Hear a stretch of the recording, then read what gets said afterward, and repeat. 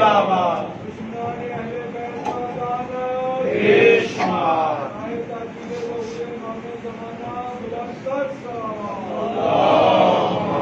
صلی علی محمد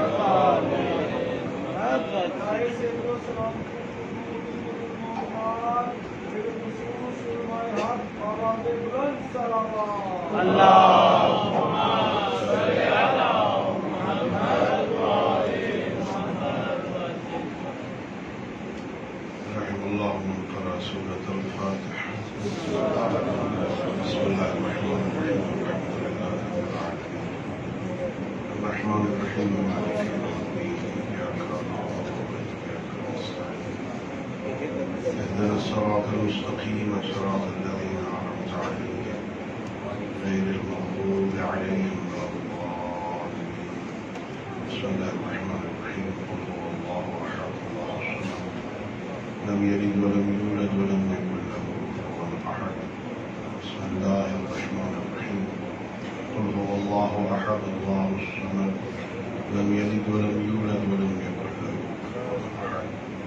بسم الله الرحمن الرحيم. قل هو الله أحد الله الصمد لم يلد ولم يولد ولم يكن له كفوا أحد. اللهم وصواب هذه الفاتحة والسورة المباركة إلى جميع أرواح المؤمنين لا سيما إلى روح المرحومة المغفورة بحق سيدة نساء العالمين. اللهم صل على محمد بالکے بآواز بلند صلوات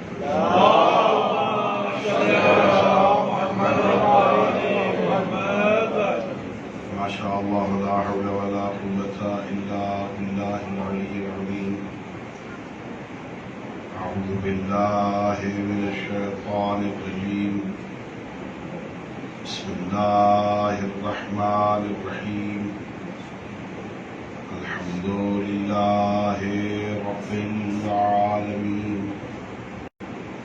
بارئ الخلائق أجمعين. والصلاة والسلام والتحية والإكرام على النبي المؤيد والرسول المسدد المصطفى الأمجد المحمود الأحمد حبيب إله العالمين أبي القاسم محمد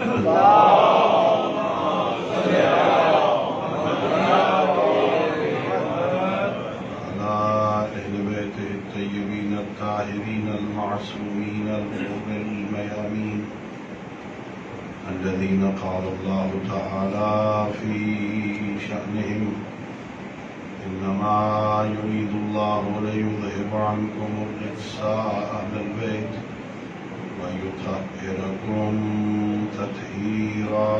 اللهم صل على محمد وعلى محمد. ورحمة الله على أحبابهم وأصحابهم وشيعتهم ومواليهم ولعنة الدائمة الأبدية على أعدائهم أجمعين. أما بعد فقد قال الله تبارك وتعالى في كتابه المجيد وفرقانه الحميد وهو أصدق الصادقين وقوله الحق. بسم الله الرحمن الرحيم. وقضى ربك ألا تعبدوا إلا إياه وبالوالدين إحسانا وإن يبلغن عندك الكبر أحدهما أو كلاهما فلا تقل لهما أف ولا تنهرهما وقل لهما قولا كريما واخفض لهما جناح الذل من الرحمة وقل رب ارحمهما كما ربياني صغيرا. اللهم صل على محمد. اللہ رب العزت بحق محمد و اہل بیت محمد علیہ السلام ہم سب کی اس عبادت کو اپنی بارگاہ میں قبول فرمائے. خالق لم یزل لا یزال بحق ائمہ اہل بیت علیہ السلام اس اس مجلس کو، اس ذکر کو ہماری ہم سب کے مرحومین تمام شہدائے ملت اور بالاخص مرحومہ جس کی برسی کی مناسبت سے مجلس ہے، خالق کائنات ان کی بخشش کا ذریعہ قرار دے۔ خالق کائنات بحق ائمہ خدا علیہ السلام ہم سب کو اپنے معصوم ہادیوں کی سیرت طیبہ کو سمجھنے اور اس پر عمل کرنے کی توفیق عطا فرمائے۔ ان دعاؤں اور اس عظیم عبادت کی قبولیت کے لیے مل کے بآواز بلند صلوات اللہم صلی علی محمد و علی محمد۔ میرے محترم معزز اور مکرم سامعین، اللہ رب العزت نے اس دنیا میں جتنی مخلوقات خلق فرمائی، اپنی ساری مخلوقات میں سے اللہ نے حضرت انسان کو اشرف المخلوقات بنایا۔ خالق کائنات نے انسان کو اس دنیا میں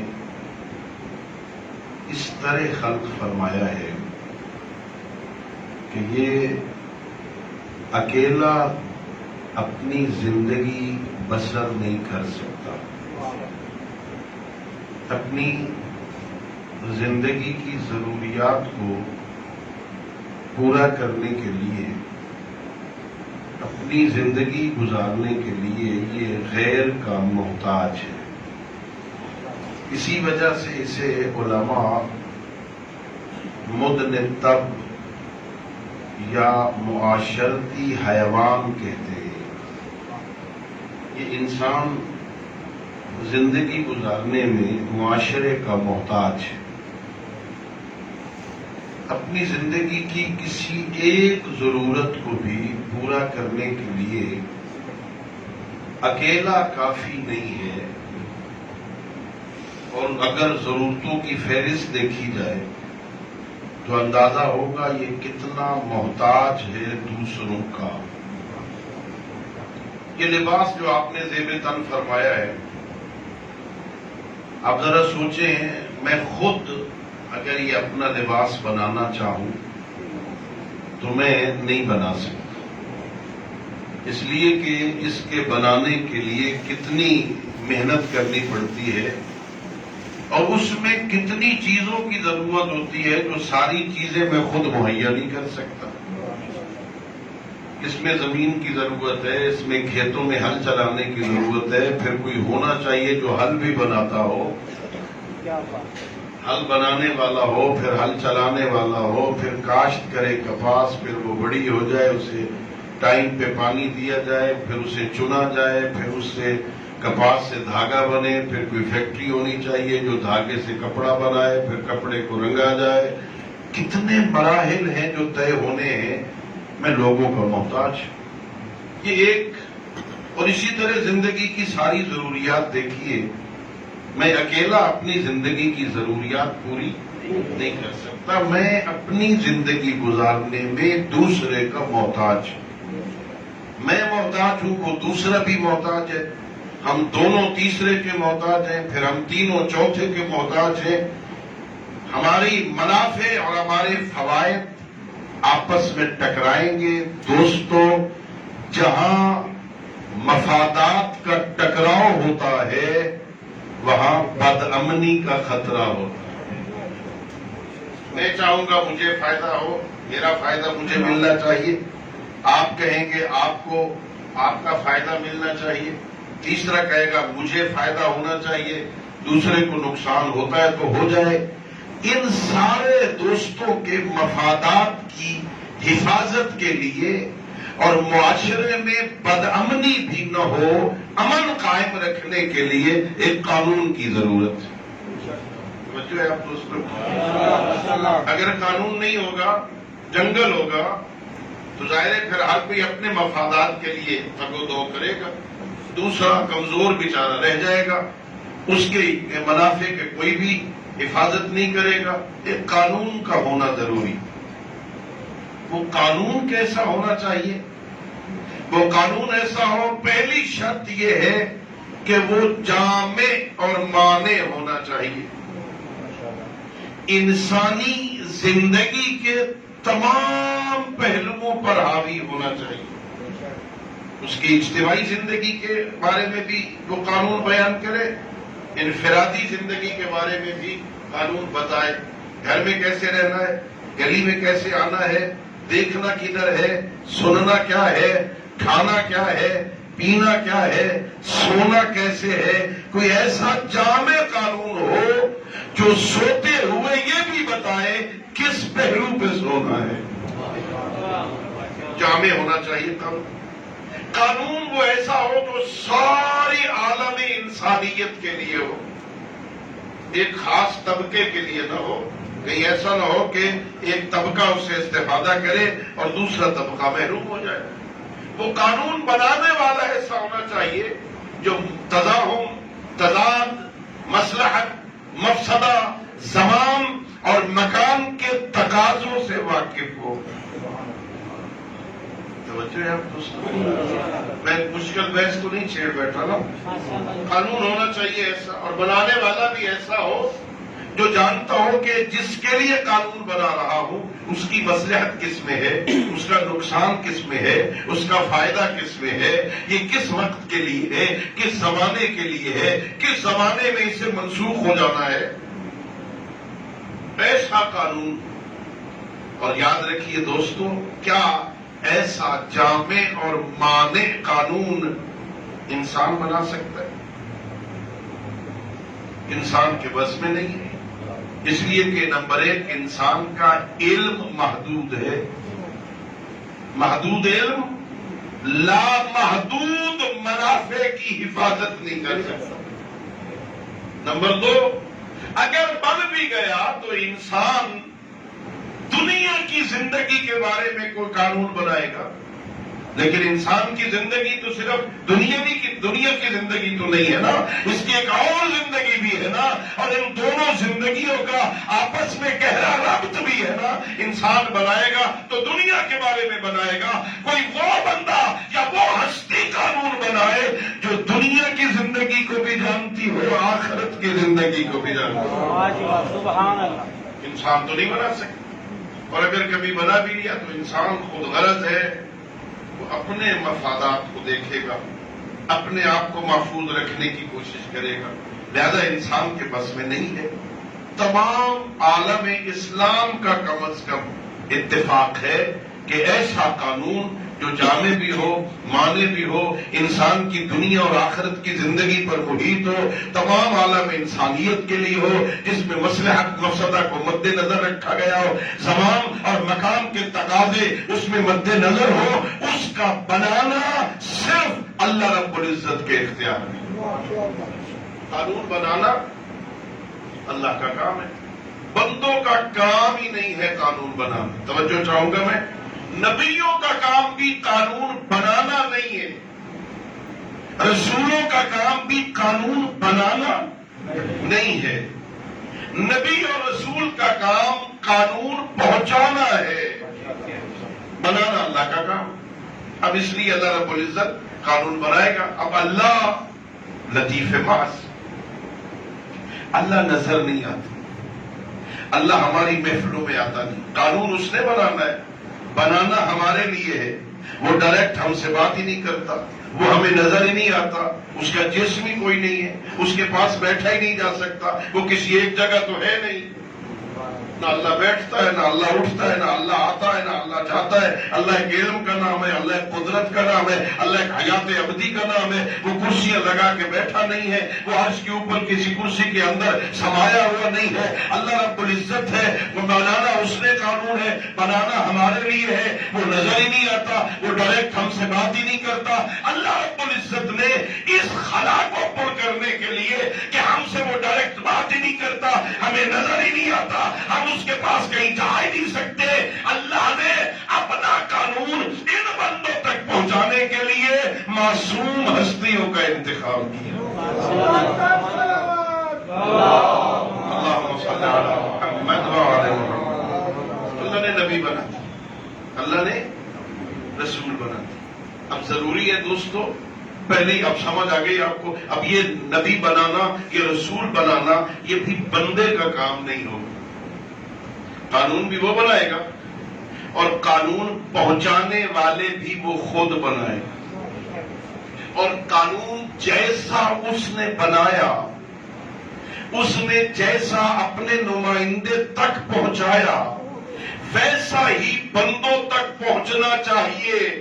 اس میں کمی بیشی نہ ہو، اس میں تحریف نہ ہو جائے. وہ کچھ اور پہنچائے اللہ، یہ بندے تک کچھ اور پہنچے. وہ زیادہ پہنچائے، یہ کم پہنچائے. وہ کم دے دے، یہ زیادہ دے دے. ایسا نہیں ہونا چاہیے نا. یہ دین، یہ قانون بندوں تک ویسے پہنچے جیسے اس نے بھیجا ہے. اس تعریف سے بچانے کے لیے اس نے معصوم ہستیوں کو منتخب کیا. کہیں غلطی نہ ہو جائے، کہیں کمی بیشی نہ ہو جائے. میں کچھ اور بھیجوں گی آگے کچھ اور بھیجے، جو میں بھیجوں وہ پہنچے ہی نہیں. اس نے معصوم ہستیوں کا انتخاب عصمت دے کے دنیا میں بھیجا. اور پھر صرف پہنچانا ہی کافی نہیں، کیونکہ اگر مصلحت الہیہ تقاضا کرے کہ اب دین جتنا پہنچانا ضروری تھا وہ پہنچ گیا ہے، اب باب نبوت بند ہو جائے، اب باب رسالت بند ہو جائے.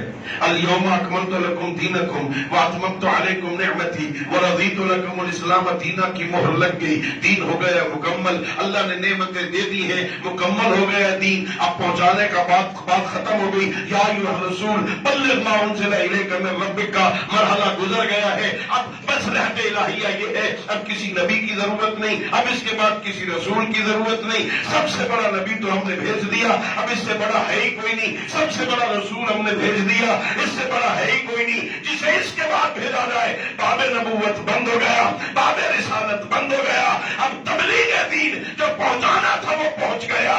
صرف پہنچانا ہی کافی نہیں ہے، اسے قیامت تک بچانا بھی ہے.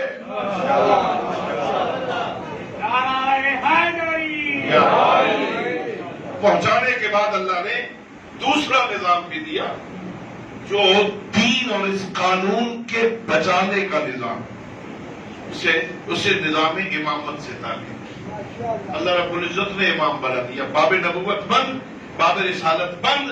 اب نبی کوئی نہیں آنا، اب رسول کوئی نہیں آنا. اور ہمارے ایک بزرگ عالم کا یہ بہترین جملہ ہے کہ عقیدہ ختم نبوت کی سب سے بڑی دلیل یہ ہے کہ ہم پیغمبر کے بعد نبوت کے قائل ہی نہیں ہیں، امامت کے قائل ہیں.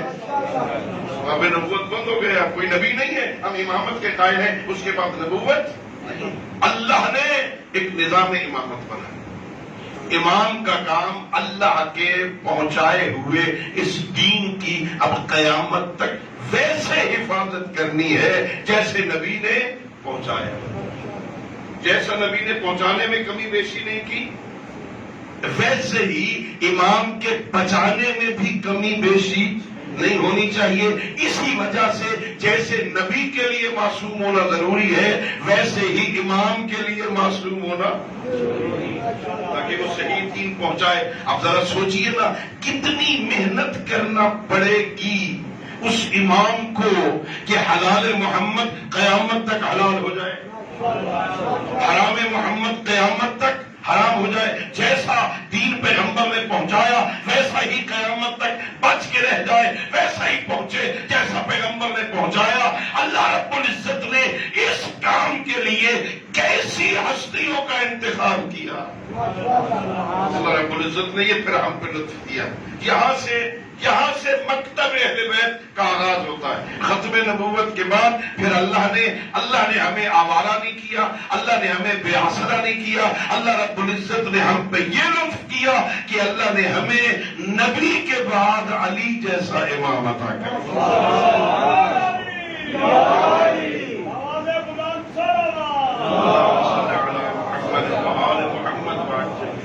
اللہ نے وہ قانون اپنے نبی کے ذریعے بندوں تک پہنچایا ہے، اور پیغمبر کے بعد ختم نبوت کے بعد پھر آئمہ کے ذریعے اس کی قیامت تک حفاظت کا بندوبست کیا ہے. بہت بہترین طریقے سے ہمارے آئمہ نے اس کی حفاظت کی ہے، بڑے بہترین انداز سے.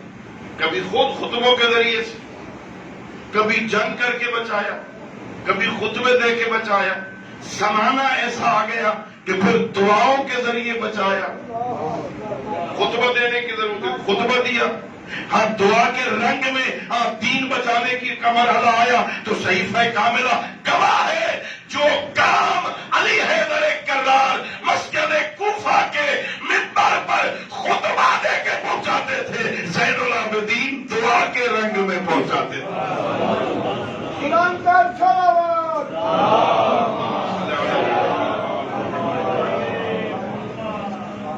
اور پھر اگر موقع ملا حکومتوں نے موقع فراہم کیا تو پھر میرے آئمہ نے یونیورسٹیاں قائم کر دی۔ ایک مدینے میں یونیورسٹی قائم کر دی، ایک مسجد کوفہ میں یونیورسٹی قائم کر دی۔ حضرت امام جعفر صادق علیہ السلام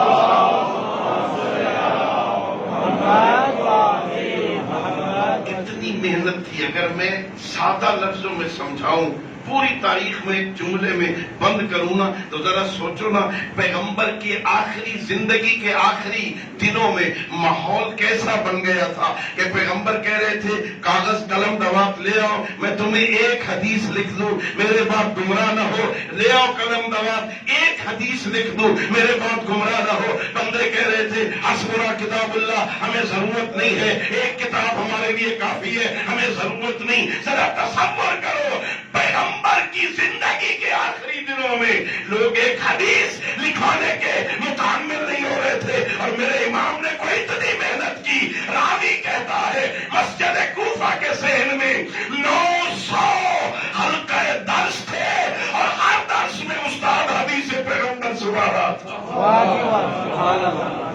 900 حلقہ درس، ہر مدرس کہہ رہا تھا جعفر ابن محمد نے یہ کہا، محمد ابن علی نے یہ کہا، علی ابن الحسین نے یہ کہا، علی ابن ابی طالب نے یہ کہا، محمد الرسول اللہ نے یہ کہا۔ اتنا بڑا انقلاب، 900 حلقہ درس بیٹھے ہوئے دین کو لوگوں تک پہنچا دیں، اور بہترین شاگرد پیدا کی۔ زیادہ لمبی زحمت نہیں دینی میں نے، ایک شاگرد میرے مولا کا حشام ابن حکم تھا۔ حشام ابن حکم یہ 18 سال کا نوجوان تھا۔ 18 سال کا بچہ کتنا بڑا ہوتا ہے، لیکن اس کی عظمت یہ تھی جب میرے امام کے سامنے آتا جعفر صادق کھڑے ہو جاتے تھے، امام اس کے احترام میں کھڑے ہو جاتے تھے۔ لوگ کہتے تھے ابن رسول اللہ، بچہ ہے 18 سال کا، کیوں اس کے احترام میں اٹھتے ہو؟ فرمایا تمہیں نہیں پتا یہ زبان کردار سے ہمارا مددگار ہے۔ 18 سال کی عمر میں اتنا عظیم عالم بنا دیا تھا۔ علم کلام عقیدہ کی اب کبھی بات ہوتی، کسی میں جرأت نہیں تھی کہ وہ حشام کا مقابلہ کر سکے۔ میرے مولا سے ایسا قصبے بحث کیا، خود میرے مولا تشریف فرمائے، خاص صحابہ کرام بیٹھے امام جعفر صادق علیہ السلام کی خدمت میں، خاص صحابہ بھی بیٹھے میرے مولا کے۔ میرے مولا نے حشام ابن حکم سے پوچھا، حشام بتاؤ وہ عمر ابن عبید کے ساتھ آپ کا مناظرہ کیسا رہا؟ عمر ابن عبید امامت کا مخالف تھا، وہ کہتا تھا امامت کا عقیدہ کوئی عقیدہ نہیں ہے، اور لوگوں میں بیٹھ کر وہ امامت کے خلاف تقریریں کیا کرتے ہیں۔ حشام نے کہا مولا مجھے آپ کے سامنے بولتے ہوئے شرم آتی ہے، استاد ہیں آپ، بزرگ ہیں آپ، امام ہیں، آپ کے سامنے میں کیسے اپنی فتح بتاؤں؟ میرے امام نے فرمایا جب میں حکم دے رہا ہوں تو بتاؤ۔ جب حکم ہوا تو پھر بتانے لگا۔ مولا میں نے سنا کہ وہ بصرہ کی مسجد میں امامت کے خلاف تقریریں کرتا ہے۔ مولا مجھ سے رہا نہ گیا، میں بھی کوفہ سے بصرہ پہنچ گیا۔ जुमे का दिन था, नमाज जुमा के बाद में जामे मस्जिद में पहुंचा, मैंने देखा बहुत सारे लोग बैठे हैं, ये शख्स भी अमर इब्न उबैद मिंबर पे बैठा है और इमामत के खिलाफ तकरीर कर रहा है। हाँ, जगह नहीं थी, मैं भी पीछे पीछे बैठ गया। मैं अपने दोनों घुटनों पे जरा बुलंद होकर मैंने कहा, बाबा जी मुझे एक सवाल करने की इजाजत है? हाँ हाँ बोलो, पूछो क्या पूछना चाहते हो। तो मेरा सवाल ये है बाबा जी, हल लका ऐनुन, क्या आपकी आंखें हैं? समझो है आपकी आंखें? भाई कैसा सवाल है भाई, कैसा हम काना सवाल है, देख नहीं रहे हो? है आंखें हैं। आपने नाराज होना है तो मैं सवाल नहीं करता, मेरे सवाल इसी किस्म के हैं, अगर जवाब देने हैं तो मैं आगे चलूं। क्या पूछो, क्या पूछना चाहते? क्या आपकी आंखें हैं? क्या है? क्या काम लेते हो आंखों से? क्या देखता हूं? हल्ला काम है फोन, आपका नाक भी है? क्या है? क्या काम लेते हो नाक से? क्या सूंघता हूं? हल्ला का निशान, क्या जबान भी है? क्या है? क्या काम लेते हो जबान से? क्या चखता हूं, जायका मालूम करता हूं? हल्ला का वजन, क्या आपके कान भी है? कहे सुनता हूं। हल्ला का ये दिन, क्या तेरे हाथ भी है? कहे क्या करते हो? क्या पकड़ता हूं, लम्स करता हूं। अच्छा, अब एक सवाल और बता दो, हल्ला का कल्बुन, क्या तेरा दिल भी है? कहे दिल भी है। क्या दिल से क्या काम लेता है? क्या दिल से मैं काम लेता हूं जब कभी मेरे आज़ा शक में मुब्तला हो तो मैं शक को दूर करने के लिए इसका मामला दिल के सुपुर्द करता हूं। समझो, कभी जब आंख ठीक है, कान ठीक है, जबान ठीक है, नाक ठीक है, हाथ ठीक है, पैर ठीक है, तो दिल की जरूरत क्या है?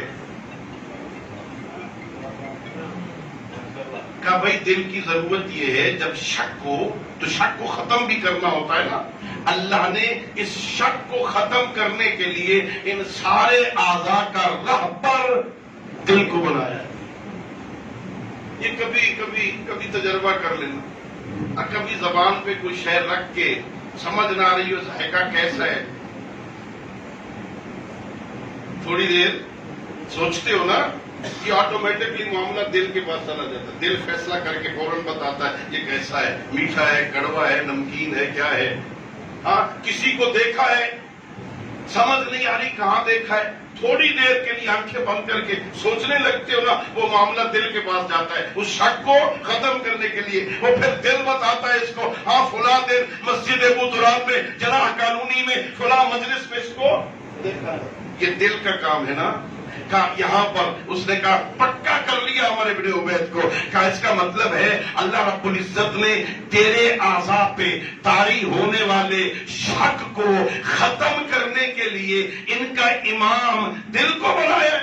हाँ हाँ ऐसा ही है, दिल को बनाया है जो इसके शक को दूर करे। का फिर तुझे समझ नहीं आई, तेरे 4-5 आज़ा है, ये शक में मुब्तला हो रहा है, इनको खत्म करने के लिए, इनके शक को खत्म करने के लिए अल्लाह ने इमाम बनाया है। और अगर ये सारी मिल्लत शक में मुब्तला हो जाए, इनके शक को खत्म करने के लिए किसी इमाम की जरूरत नहीं। अच्छा, मौला ने कहा फिर क्या हुआ? तो मौला जब मैंने ये कहा ना, वो गौर से मुझे देख के कहता है तू हशाम तो नहीं है? हशाम तो नहीं? बोला मैंने मसलहतन का नहीं, मैं हशाम नहीं। का हशाम के पास बैठता तो नहीं है? का नहीं। कहां से आया है? का मैं कूफा से आया। का तू ही हशाम है, इधर आ जा मेरे पास। मौला जहां वो बैठा था ना, उसने वो जगह छोड़ दी, मुझे अपनी मसनद पे बैठा दिया। मौला तेरी इमामत की कसम, जब तक मैं बैठा रहा वो हमारे मजहब के खिलाफ बोल नहीं सका। अल्लाह پھر میں اٹھ کے چلا آیا. پھر میرے امام نے کہا حشام بتا، اب تو بتا یہ باتیں تو نے کہاں سے سیکھی ہیں؟ تو نے کہاں سے سیکھی؟ بولا آپ کی بارگاہ سے، آپ کی مسجد سے، آپ کی خدمت، آپ کے ہاں بیٹھ کے سیکھی ہیں. میرے امام نے فرمایا نہیں، صرف یہاں سے نہیں، یہ اللہ نے اس سے پہلے صحف موسیٰ اور صحف ابراہیم میں یہ ساری باتیں لکھ کر بھیج دی تھی. صحیفہ موسیٰ میں، صحیفہ ابراہیم. ہمارے ائمہ نے دین کی حفاظت کے لیے ایسے ایسے شاگرد. اب زمانہ آگے بڑھا اور غیبت کا زمانہ آ گیا. امام پردہ غیبت. اب ایسا نہیں ہے کہ امام پردہ غیبت میں ہے تو امام اپنا کام نہیں کر رہے. اگر امام اپنا کام نہ کرے تو امامت کا کوئی فائدہ. جو دوسرے لوگ اعتراض کرتے ہیں نا، یہ بھی اعتراض کرتی ہے. کیسا امام ہے جو پردہ غیبت میں بیٹھا ہوا ہے؟ یہاں بندے مر رہے ہیں، یہاں یہ ہو رہا، یہاں وہ ہو رہا، یہاں آ ہی نہیں رہا، بتا ہی نہ لوگوں کو. کسی نے یہی سوال میرے معصوم امام سے بھی کیا تھا. وہ پردہ غیبت میں رہ کے لوگ اس سے کیسے استفادہ کریں گے؟ میرے امام نے فرمایا تھا جیسے بادلوں کے پیچھے سورج چلا جائے تو پھر بھی سورج کے نور سے استفادہ کرتے، ہمارا قائم غیبت میں بھی ہوگا، لوگ اس کے نور سے استفادہ کریں گے.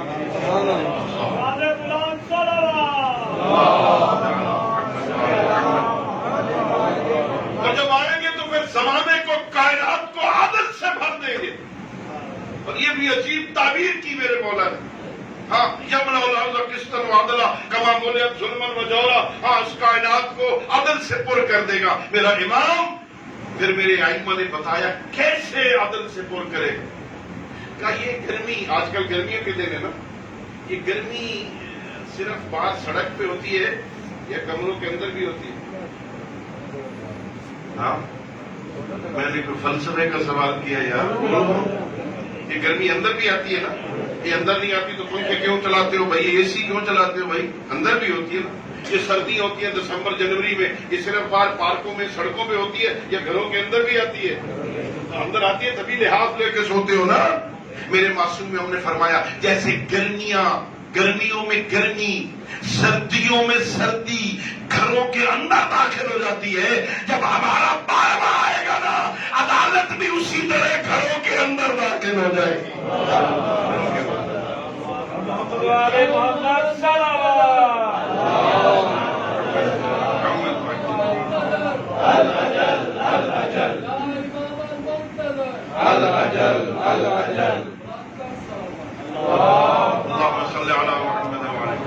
میں نے تمہید بہت لمبی بنا، اب بھی تھک کے خشک تمہید سن کے نا. اللہ نے قانون بنائے، قانون نبیوں کے ذریعے بھیجا اور اس قانون کو ائمہ کے ذریعے بچایا قیامت تک. ہمارے ائمہ نے اس کی حفاظت کی. اب امام پردہ غیبت میں ہے، ہماری ذمہ داری کیا ہے؟ امام ہے پردہ غیبت میں، ہم جو اس امام کے نام لیوا ہیں ہماری ذمہ داری ہے. ہاتھ پہ ہاتھ رکھ کے بیٹھ رہے، اصال ثواب کی مجلس ہے. کہ قبر میں کچھ ہے کام آئے گی؟ کچھ قبر کے لیے کرنا بھی چاہیے، یا ہاتھ پہ ہاتھ رکھ کے بیٹھ دیکھا جائے گا کیا ہوگا؟ جب قبر میں جائیں گے دیکھیں گے کیا ہوگا. کچھ کرنا ہے. یہ انتظار کا معنی فارغ بیٹھنا نہیں ہے. یہ بھی مجلس شروع ہونے سے پہلے میں ذرا لیٹ ہو گیا، میں نکل رہا تھا، کچھ مہمان آ گئے، ان کو الوداع کہتے کہتے 1 گھنٹہ میں لیٹ ہو گیا، پہنچنے مجھے دیر ہو گئی. یہ جب میں یہاں پہنچا کم از کم کچھ 4-5 مرتبہ ٹیلی فون ہوا، مہدی صاحب کہاں پہنچے؟ قبلہ کہاں پہنچے؟ اب کہاں آ گئے؟ اب کہاں آ گئے؟ اسے کہتے ہیں انتظار. انتظار وہ کرتا ہے جو اپنے کام مکمل کر چکا ہو. ہاں میرا کام تھا صف بچھانا بچھا دی ہے، میرا کام تھا ممبر لگانا لگا دی ہے، میرا کام تھا اسپیکر کا بندوبست کرنا، وہ مائک کا بندوبست ہو گیا ہے، اسپیکر کا بندوبست ہو گیا ہے، تبرک کا اہتمام ہو گیا ہے، مجمع بھی آ گیا ہے. مولانا کیوں نہیں آ رہے؟ یہ کرے گا انتظار. اور جس نے ابھی صفحے نہ بچھائی ہو وہ تو کہہ گیا قبلہ اگر کوئی اور کام ہے وہ بھی کر لے ذرا، کوئی بات نہیں، دیر سے بھی آ جائے تو کوئی حرج۔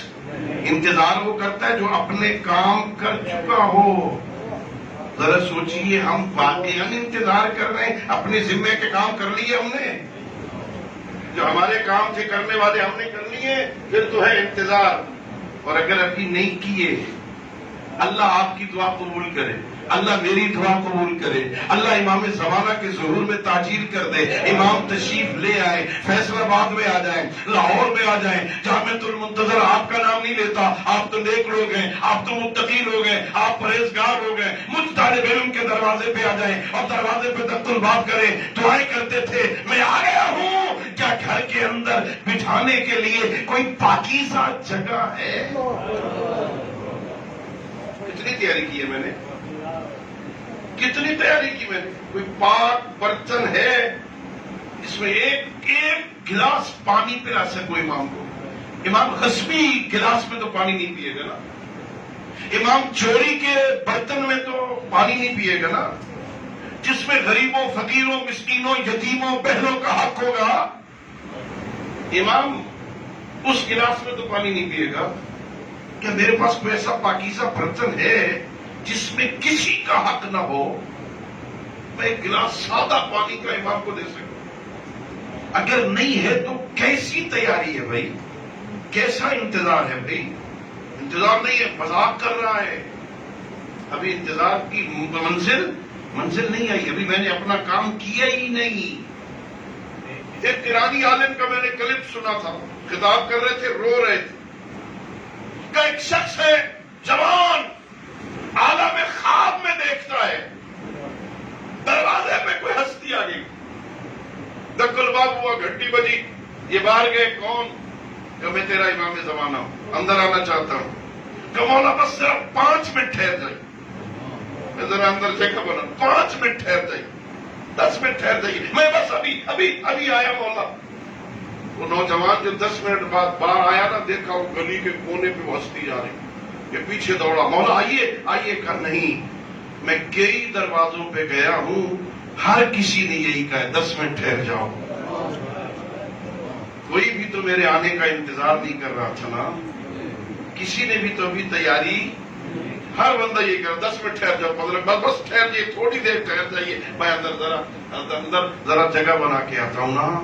نہیں میرے عزیزوں، یہ ایک امام زمانہ کی آمد ہے نا، ہم تو بہت ساری چیزوں کا انتظار کر رہے ہیں نا، ہم قبر میں بھی جانا ہے اور قبر سے ہم نے پلٹنا بھی ہے، ہمارا عقیدہ رجعت بھی ہے نا، ہم نے قبر کی کتنی تیاری کی ہے، جنت تو چاہتے ہیں ہم نا، ہم نے جنت میں جانے کی کتنی تیاری کی۔ صرف ایک حدیث آپ کی زحمت کے لیے آج میں نے منتخب کی ہے، چن کے آیا ہوں آپ کی خدمت میں پیش کرنے کے لیے، صرف ایک حدیث، اور اسی پہ شاید بات مکمل ہو جائے۔ سید الانبیاء ہیں، پیغمبر گرامی اسلام ہے، حضرت محمد مصطفیٰ صلی اللہ علیہ وآلہ وسلم ہے، مسجد نبوی ہے، صحابہ کرام کا مجمع ہے، پیغمبر گرامی اسلام اپنے صحابہ کو خطاب کر کے کہتے ہیں کہ جب جنت ہے نا، جنت فیہا شجر، اس جنت میں ایک درخت ہے، علیہ اسمار، اس شجر کے اوپر پھل لگے ہوئے، وہ پھل بڑے عجیب ہیں، ابیض من اللبن، وہ پھل دودھ سے زیادہ سفید ہے، مکھن سے زیادہ نرم ہے، اعلی من العسل، وہ شہد سے زیادہ میٹھا ہے۔ ایسا پھل اس درخت پہ لگا ہو، اگر ایسے پھلوں کی تعریف ہو، کیا خیال ہے آپ کا جی چاہے گا کھانے کو؟ تو فیصلہ بعد آ لے ہو تو آڈا دل نہیں کریں دا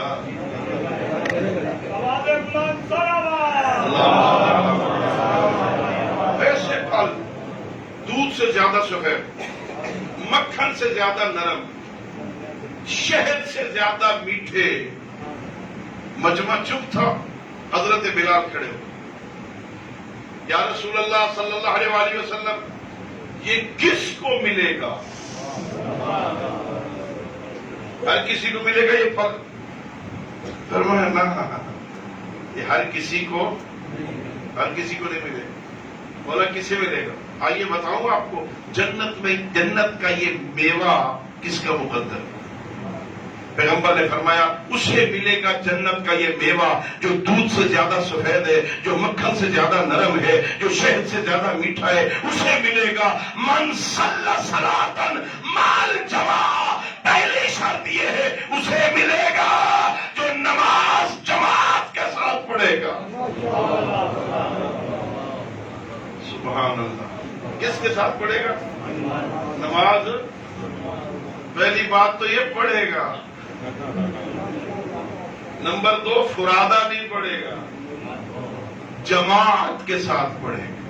جو پڑھتا ہے فرادہ پڑھتا ہے اس کو نہیں ملے گا، جو پڑھتا ہی نہیں اس کی بات نہیں ہو رہی تھی، جو جماعت کے ساتھ پڑھتا ہے۔ اللہ اکبر۔ میں نے ایک جگہ پہ پڑھی تھی ایک حدیث، کئی مجلسوں میں نے اسے بیان کیا۔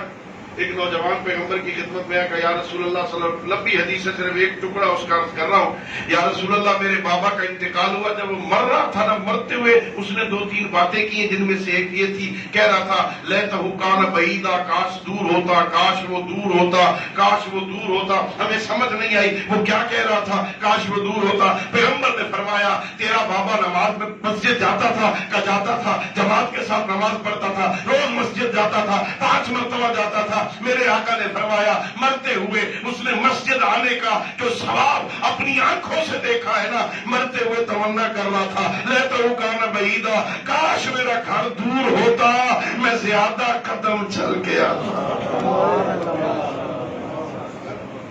من صلی صلاۃ مع الجماع، جو جماعت کے ساتھ نماز پڑھے گا نا اسے جنت کا میوہ ملے گا۔ اور کوئی شخص فرمایا من پیغمبر نے فرمایا اسے ملے گا جس نے بات وہ کی ہو جو سچی ہو۔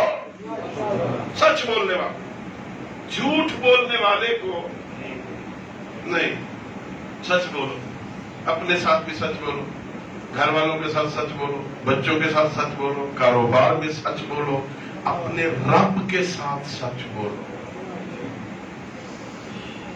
اللہ سے جھوٹ چل سکتا ہے؟ میرا اللہ پچھلے معاف کر دے، آئندہ نہیں کروں گا، سچ کہہ رہا ہے یہ جھوٹ، اللہ سے جھوٹ۔ اس لیے توبہ ہوتی نہیں نا، ہم مذاق کرتے ہیں، توبہ نہیں کرتے۔ کہ دوسرا یہ اسے ملے گا جو سچ بولتا ہے، اس لیے ہمیں منع کیا گیا ہے کاروبار میں قسمیں نہ کھایا کرو، منع ہے شریعت میں۔ لین دین کرنا ہے، کاروبار کرنا ہے، خرید و فروخت کرنا ہے، قسمیں نہیں کھانی چاہیے۔ خدا کی قسم ایسا ہے، خدا کی قسم یہ نہ، بھائی لینا ہے لو، نہیں لینا نہ لو، اتنی کا دینا ہے بھائی، ختم۔ قسمیں کھانا ممنوع ہے، جھوٹ نہ بولو۔ تیسرا اللہ اکبر فرمایا اس بندے کو ملے گا من اکل حلالا، جس بندے نے حلال کھایا ہوگا۔ حلال۔ ایک شخص آیا میرے امام کی خدمت میں، کہا مولا میرے پاس وقت تھوڑا ہے، ذرا آخرت بچانے کا کوئی مختصر شارٹ کٹ راستہ بتا۔ ہم سارے آج کل شارٹ کٹ کے چکر میں ہیں نا، ٹائم ہی نہیں ہے میرے پاس، مولا کوئی مختصر بتائیے آخرت میری کیسے بچ جائے، کوئی مختصر۔ میرے آقا نے ایک لائن میں آخرت بچانے کا ذریعہ راستہ بتا دیا کہ بس 2 کام کر لے آخرت بچ جائے گی۔ کہ مولا کیا؟ فرمایا سچ بولا کر، حلال کھایا کر۔ سچ بول، حلال کھا، آخرت بچ جائے گی، سب کچھ اس کے اندر آ جائے گا۔ کہاں بات کرنی ہے، عقیدہ کیا ہے، عمل کیا ہے، کسی کے ساتھ کیسا تعلق ہے، سچ بولے گا نا، حلال کھائے گا نا۔ من اکل حلالا، جس نے حلال کھایا یہ میوہ اسے ملے گا۔ مولا کوئی اور شرط؟ ایک شرط اور فرمائی، میرے آقا نے فرمایا اسے ملے گا من احسن بوالدیہ، جس نے اپنے ماں باپ کے ساتھ نیکی کی ہوگی۔ ہاں بات ہے کہ سارے سوال کی مجلس ہے نا، ماں باپ کے ساتھ نیکی کی ہوگی نا، یہ جنت کا میوہ اسے ملے گا۔ کسی نے پوچھا حضرت امام جعفر صادق علیہ السلام سے، مولا یہ کیا مطلب ہے والدین کے ساتھ نیکی کرو، والدین کے ساتھ نیکی کرو، والدین کے ساتھ نیکی کا مفہوم کیا ہے، نیکی کا مطلب کیا ہے، نیکی کیسے کرنی ہے؟ 2 اپنے والدین کو چھڑکیاں نہ دیا کر، اور فرمایا نیکی یہ ہے انہیں مانگنے پہ مجبور نہ کیا کر۔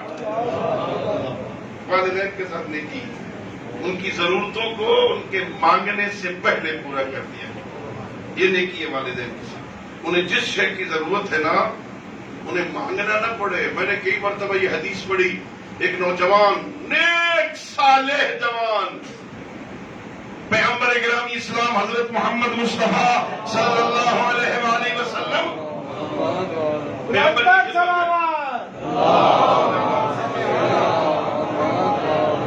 پیغمبر کی خدمت میں آ کے تھا، یا رسول اللہ میرے والدین ہیں، بوڑھے ہیں، میں بڑی خدمت کرتا ہوں، جو مانگتے ہیں دیتا ہوں، ایک مانگتے ہیں دو دیتا ہوں، دو مانگتے ہیں چار دیتا ہوں، یا رسول اللہ میں بڑی خدمت کرتا ہوں، کیا میں نے خدمت کا حق ادا کر دیا؟ میرے معصوم پیغمبر نے فرمایا تو نافرمان ہے، خدمت کیسی؟ بولا کیسے نافرمان ہوں؟ جو مانگتے میں دیتا ہوں، وہ ایک مانگتے میں دو دیتا ہوں، وہ جو مانگتے میں دیتا ہوں، نافرمانی کیسی؟ یہ پیغمبر کا جملہ ہے۔ پیغمبر نے فرمایا نافرمان اس لیے ہے تو نے بوڑھے بابا کو مانگنے پہ مجبور کیوں کیا؟ بوڑھا ہاتھ پھیلائے، دے مجھے، انتظار کرتا ہے بابا مانگے تو دوں۔ کیا دیا تو نے مانگنے کے بعد؟ دیا تو کیا دیا؟ تو جنت کا میوہ اسے ملے گا۔ من احسن والدیہ، جس نے اپنے والدین کے ساتھ نیکی کی ہوگی، اپنے والدین کے ساتھ بھلائی کی ہوگی، اپنے والدین کی دعائیں لی ہوگی نا، یہ اسے ملے گا۔ چار شرطیں، پانچویں اور آخری شرط پیغمبر سے پوچھا گیا یا رسول اللہ کوئی اور شرط بھی ہے؟ فرمایا ہاں یہ اسے ملے گی نا جس نے جماعت کے ساتھ نماز پڑھی ہوگی، اسے ملے گی جو سچ بولے گا، اسے ملے گی جس نے حلال کھایا ہوگا، اسے ملے گی جس نے والدین کے ساتھ نیکی کی ہوگی، اور فرمایا یہ اسے ملے گی جس کے دل میں علی حیدر کرار کی محبت ہوگی۔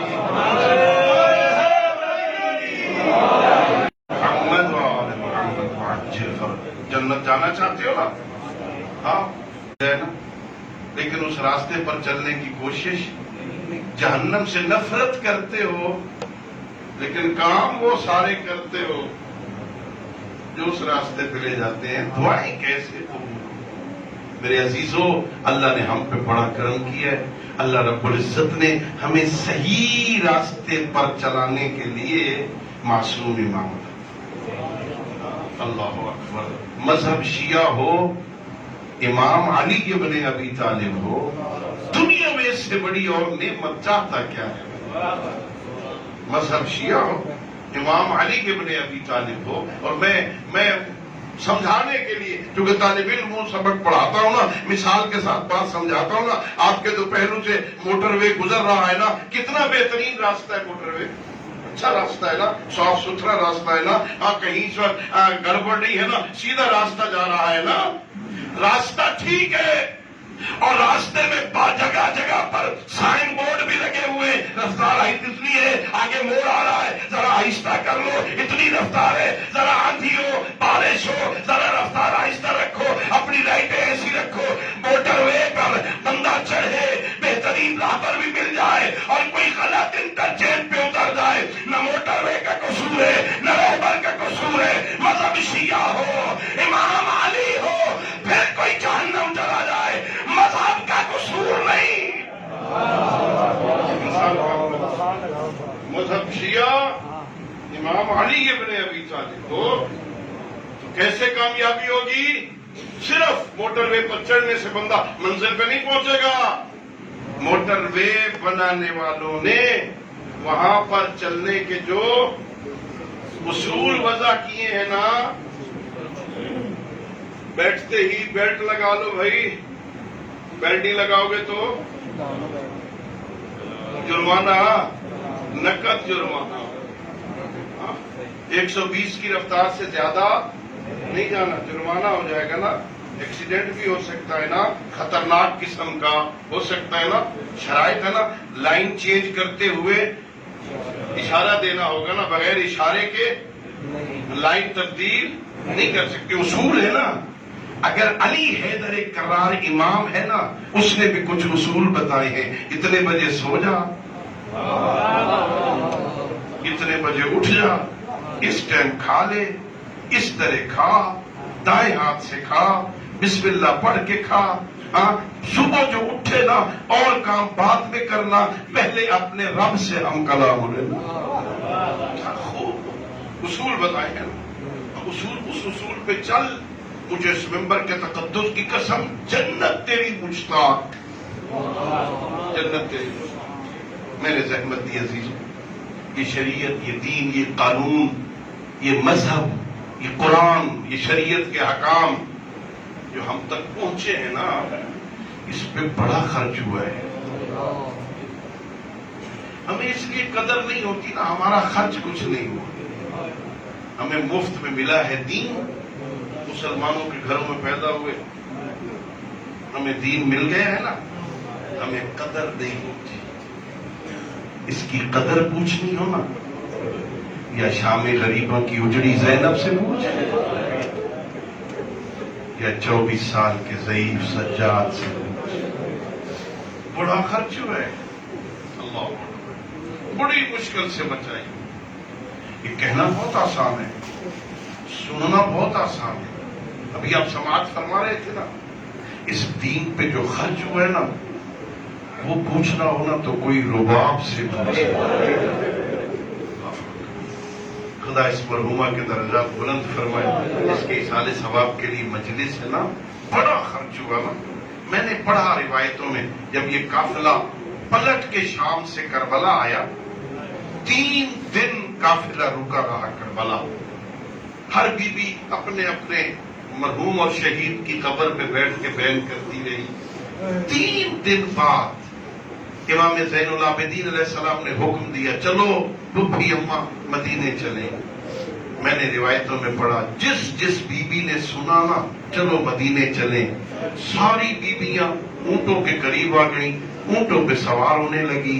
एक रुबाब है जो कहती है, सज्जाद सारी बीबियों को ले जा, मैंने मदीने जाके क्या करना है। अल्लाह बेटा, मेरा मदीने में क्या है, मेरे 2 ही रिश्ते थे सैयदों से ना, एक करबला में रह गया, एक शाम रह गया, मैंने जाके क्या करना है। मेरे इमाम ने फिर हुक्म दिया था, अम्मा मैं इमाम होके हुक्म देता हूँ कि बेटा इमाम होके हुक्म देता है, मैं इमाम की नाफरमानी तो नहीं कर सकती। मेरी आकाज़ादी जनाब रुबाब उठी है ना, तो एक जुमला कहा है, मेरे आका की कब्र की तरफ देख के कहा, या अबा अब्दुल्ला हुसैन गवाह रहना, हाँ तू प्यासा गया है ना, मैं वादा करती हूँ सारी जिंदगी ठंडा पानी नहीं पीऊंगी। मैंने तेरी लाश को धूप पे देखा था, मैं वादा करती हूँ मैं सारी जिंदगी साए में नहीं बैठूंगी। ये बहुत मुश्किल है ना, बहुत बड़ी कुर्बानी थी ना, खुदा शाहिद है ना। जरा तसव्वुर करो ना, आप भी माशाअल्लाह शऊर रखते हैं ना, बड़े बड़े लोग, बड़ी उम्रों के लोग मैदान में जाते हैं ना, जिहाद करते हैं ना, किसी ने तीर मारा, किसी ने तलवार मारी, किसी ने नेजा चलाया, गए मुकाबिल में लड़े, किसी को मारा, किसी ने जख्म लगाया, वो शहीद हो गया। इन बड़े बड़े शहीदों पर इतनी देर तक नहीं रोया जाता। जरा तसव्वुर करो वो माँ कैसे सब्र करे जिसका 6 महीने का बच्चा। और जब ये काफिला मदीने आ गया था ना, और मुख्तार ने क़याम किया था ना, मुख्तार की हुकूमत कायम हो गई थी ना, मैंने पढ़ा रिवायतों में, जो कूफा से मदीने आता, सैयद सज्जाद से मिलता, मेरे मौला को बताता, अकबर का कातिल पकड़ा गया, गाजी का कातिल मारा गया, फला का कातिल मारा गया। सज्जाद मौला सिर्फ एक पूछते, बता हुरमला पकड़ा गया, हुरमला पकड़ा गया कि नहीं? का क्यों मौला? का मेरी माँ अभी तक धूप में बैठे। अल्लाह अकबर। बस एक जुमला आजादारो, जब ये खबर मुख्तार तक पहुंची, उसने फौजी दौड़ाए, जहां मिले हुरमला उसे गिरफ्तार करके लाया जाए। आजादारो गिरफ्तार होके हुरमला आ गया मुख्तार के दरबार में। मुख्तार ने एक जुमला कहा, ओ जालिम बता तो सही, जिसका 18 साल का अकबर मारा था वो भी साए में बैठ गई, जिसका 13 साल का कासिम मारा वो भी साए में बैठ गई, गाजी के बच्चे साए में बैठ गए।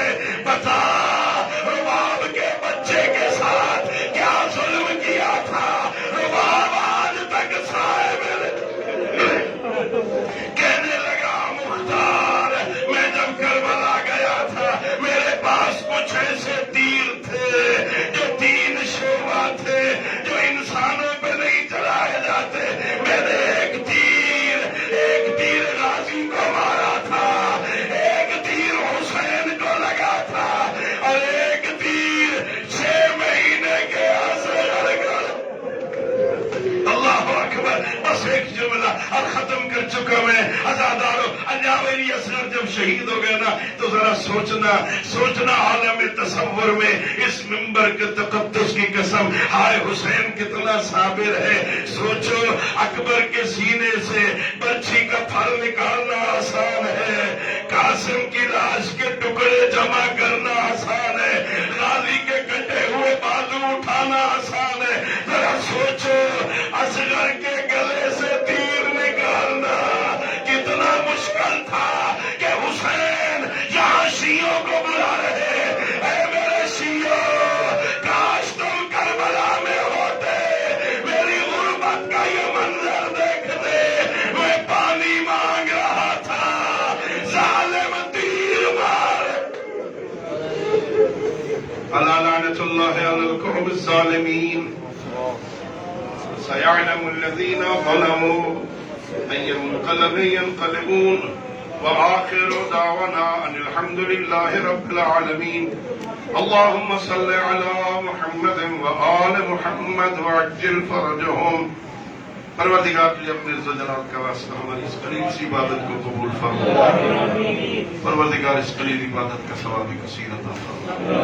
پروردگار اس مجلس سے ذکر کا ثواب, اس واعظ کا ثواب ہم سب کے مرحومین, تمام مرحومین, تمام شہدائے ملت اور بالاخص اس مرحوم مومنہ جس کے برسی کی مجلس سے پروردگار اس کے روح کو اس کے نام اعمال میں درج فرما.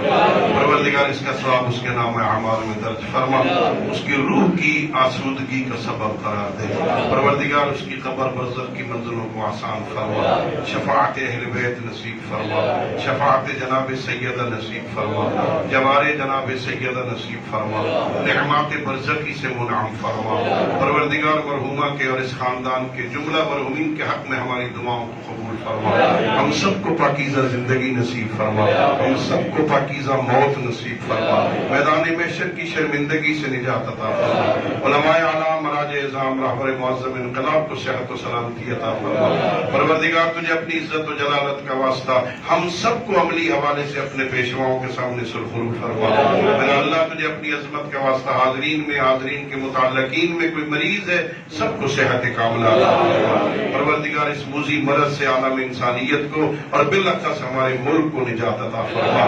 پروردگار تجھے اپنی عظمت کا واسطہ مولانا مہدی کاظمی صاحب, مولانا مہدی کاظمی صاحب کی زوجہ مریض ہیں, پروردگار انہیں شفا عطا فرما, انہیں صحت کاملہ عطا فرما. عالم تاجدار ولایت امام عادل کے ظہور میں تعجیل فرما. پروردگار ہماری آنکھوں کو زیارت امام سے منور فرما. قلب مطہر امام زمان علیہ السلام کو ہم سے راضی اور خوشنود فرما. پروردگار ہم سب کی دعاؤں کو قبول فرما. اللہم صلی علی